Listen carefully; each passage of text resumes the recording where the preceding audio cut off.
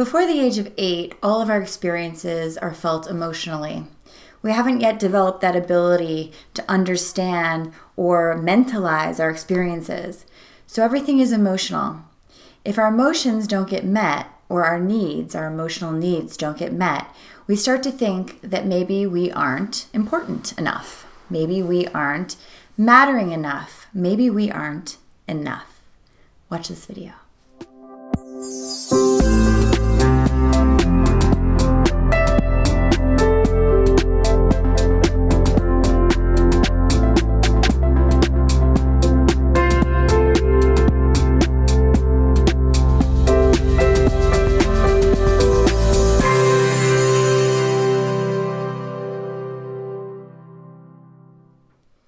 Emotional wounds are some of the worst wounds, in my opinion. They become unconscious because what we experience from age 8 and younger that we don't have understanding for yet becomes in our emotional body. It goes into our emotional body. It becomes a truthful experience for us. It becomes the experience because we can't understand what's happening other than our feeling. So, these emotions that never get upgraded or reinterpreted or healed become a constant that we react to or sort of become sometimes because we don't realize that they were an emotional experience, maybe not even the complete real experience. An example of this is if you feel a fear towards something that doesn't make sense really because it's a really big fear and you have this huge belief about it, but then when you show up, it really wasn't scary at all. Or when you face it, you're like, well, what was that all about?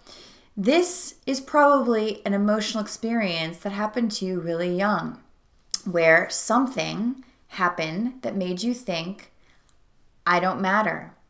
I'll give you a really silly example from my own childhood, but it didn't feel silly at the time.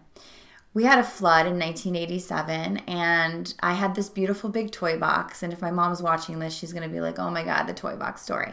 But I had this beautiful yellow pig-shaped toy box, and all of my toys were in that toy box. Every single beautiful, deeply loved furry animal and everything else in the world that I was obsessed with was in that toy box.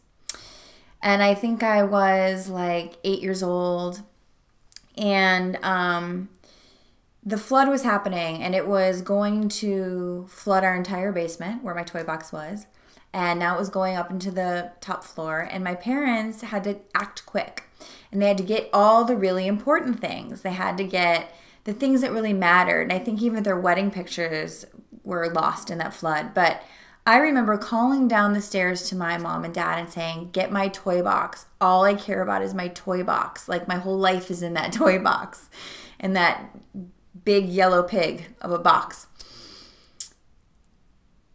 And I had a feeling that I just really wanted to believe that my toys were going to be saved, but I was scared that they wouldn't be. But I really felt at that stage that was really an important thing, and if it was so important to me, it must be important to my parents. And so we go stay with my grandparents that night because the flood is taking over our entire house, which is traumatic in itself. And the next day my mom comes with some bad news, and she's like, honey, we didn't save your toy box. And my initial feeling, I guess I wasn't quite 8, I think I was turning 8, my initial feeling was just depression, like deep dread, like something had dropped out of me, like my stuff isn't important, my need for that, my love, my connection, my emotional need for that wasn't important. I'm not important. Our emotions are who we are at that age. That's how we experience ourselves. How our emotions are treated is how we are treated. That's what we feel. So if my emotional needs weren't important enough and didn't matter enough, I must not be important enough. I must not matter enough. I must not be enough. So I'm using that example. It's a small one, but I had multiple examples like that growing up. And what I know, one of my ingrained messages that I grew up with was, I'm just not enough. This is what a lot of people have in different ways. But if you trace it back, which I've done in my work, trace back all of these ideas about why I'm not enough, and I really look at the truth of the situation. Oh, maybe my toy box was important, but there were other things like life things that needed to be saved, and there was a very little time, and the water was rising, and my parents decided that let's get the really important things for our survival, not a toy box. Painful, but probably true. But what happens when we internalize these young messages is that we then look for evidence, because now it's a trigger that actually might be true again, and then when in high school this happened, and oh my God, it reconfirms that I'm not enough, and all these things. So this is just a short video because A, my lighting is bad today, but B, I want to get right to the point. Think about these fears and these triggers you have right now.